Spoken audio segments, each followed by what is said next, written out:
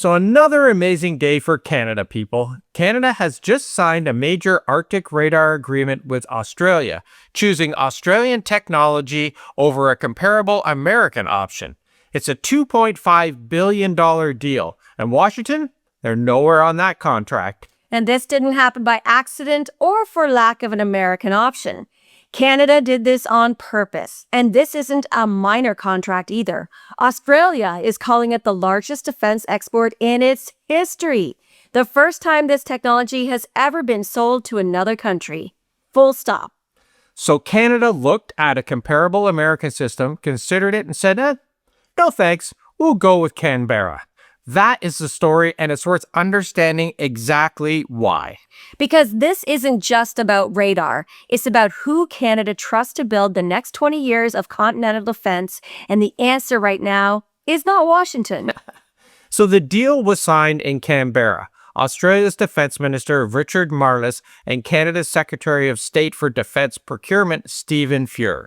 Mark Carney had announced the intention to work with Australia back in March of 2025. He flew to Australia this past March to deepen it, and now it's a contract. BAE Systems Australia begins work on July 1st of this year. Canada's target for a first operating capability is December of 2029. Yep, 4.5 years to the first milestone on the system Australia spent roughly 40 years developing. Canada's not buying hardware off a shelf here. We're buying into 4 decades of research and operational knowledge. And that's the part that gets overlooked. It's not a purchase, it's a technology partnership. Canada gets access to the system, the science behind it, and, critically, the ability to improve it. Now, let's quickly explain what this radar actually does, because over the horizon sounds complicated, but it's actually not. A conventional radar is limited by the curve of the Earth, meaning your line of sight only goes so far.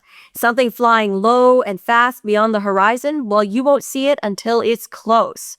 This system, however, sends high-frequency radio waves up toward the ionosphere, where they bend back down to Earth. The returning signal can pick up aircraft, ships, or incoming missiles thousands of kilometers away, well before they're anywhere near Canadian airspace. Yeah, Australia's system can watch activity up to 3,000 kilometers out.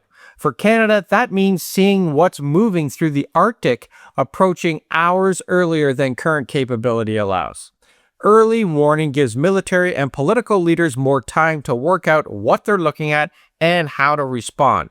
And in a region this large, time is one of the most valuable parts of defense. Exactly. And here's the detail that really stopped me when I read it, Dave.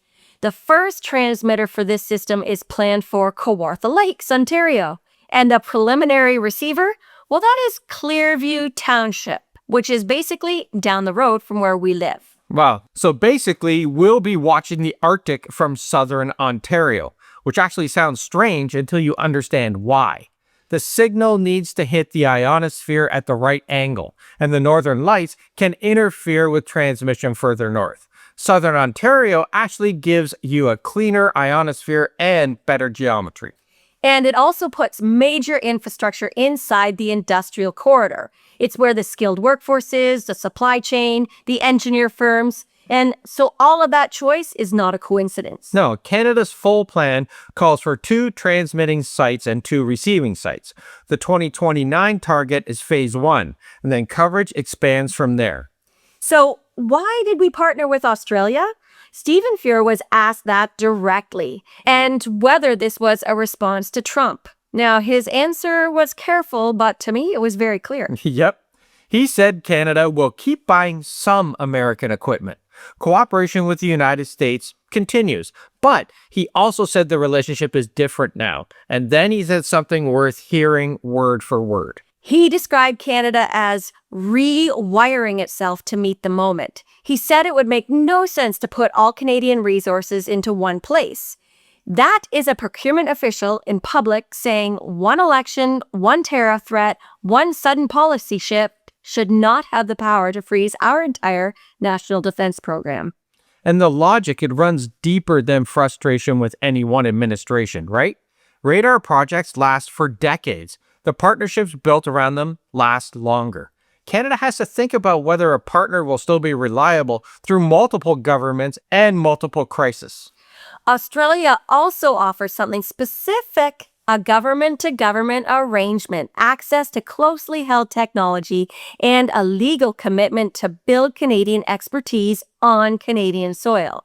So that is fundamentally different from buying a finished project with a maintenance manual. Listen, trust affects procurement. That's the short version.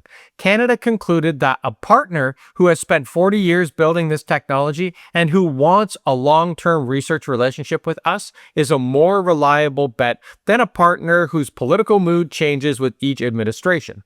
And look, the White House was not going to enjoy seeing a major contract go elsewhere, particularly when Canada chose an Australian technology over an American option. But governments cannot keep threatening allies economically and expect those allies to shop in only one place with them. Yeah, threatening allies teaches allies to find alternatives. And that has nothing to do with being anti-American. It's just cause and effect here. And there's also a message here for Europe and other middle powers that countries do not need to abandon NATO, NORAD, or the Five Eyes in order to build stronger partnerships directly with one another. Canada isn't doing that. No, Five Eyes covers Canada, Australia, Britain, New Zealand, and the US. Intelligent cooperation runs through it, and that is going to continue. What this deal demonstrates is that intelligence sharing and industrial dependence, well, those are two separate things. Yeah, allies can share everything while developing their own technology and their own supply chains. When Canada has credible options in Australia and Europe, a threat from one government carries less weight than it used to. And it changes how Canada walks into negotiations with Washington as well. A country with options can cooperate from a position of choice. And that's a way different conversation than accepting whatever terms are offered because there is nowhere else to go. And Australia understands the same thing. Its defense minister, they still call the United States the cornerstone of Australian strategy. But Australia is simultaneously deepening ties with Canada, Germany, Britain, and other partners. Yeah, working with America and relying completely on America, those are two different choices. And allies are starting to make that distinction every single day. Now, let's talk about what Canada actually gets on the ground. We get at least 14 Canadian companies will be involved in building and supporting this system. The government projects roughly 2,300 Canadian jobs per year over the next 5 years and about $290 million annually added to the economy during that period. Now, those are projections. You have to know that. But the industrial piece here is real and possibly less important than what Canada builds in the process. Engineers and technicians who understand this system well enough to adapt it, upgrade it, and eventually improve on it. A country that can do that has a capability. A country that just takes delivery of a finished product, well, they just have dependency. Australia gets something real from this too, Dave. Canada investment in future research improves the system Australia uses to watch its own northern approach.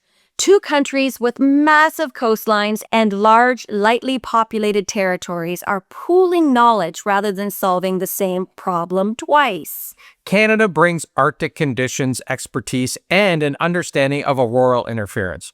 Australia brings 4 decades of operational history. Both countries end up with something better than either would have built alone. Now, we should not oversell one agreement. Canada still has enormous gaps in the north. We have infrastructure, we need search and rescue capacity, ports, runways, housing for the communities that actually live in the Arctic. So a radar system doesn't replace any of that. No, Arctic security has to include the people who live there as well. A system that can detect something approaching from 3,000 kilometers away does not address the fact that northern communities still lack basic services. There will also be honest questions about timelines and costs. Canada's procurement history, well, it's earned that skepticism. A scheduled start date is not the same as an operating system, and 2029 is a target, not a guarantee. Yeah, the communities around the Ontario sites will need clear information as the project develops. People deserve honest answers about land use, radio interference, construction, and what will actually be built near them. I know we're asking our township these questions. And there are signs all over pushing back on having it developed here. So there are real consequences. But what are the answers? We're not sure yet. But what we realize here is that the direction is serious. Canada selected a proven partner, secured rights to the technology, required Canadian industrial involvement, and set a clear initial capacity target. This is Canada moving forward. Yeah, think about it. Trump's approach was supposed to bring allies closer to Washington. It has done the exact opposite. Canada and Australia are now building something together in a field that Washington expected to lead and dominate. And this isn't just radar either. Both countries are deepening cooperation on AI as well as intelligence sharing. The radar is just the visible piece, but it's not the only piece. So the question now is whether this becomes the model for other major Canadian purchases. Do we keep diversifying with Australia, Europe, and Asia?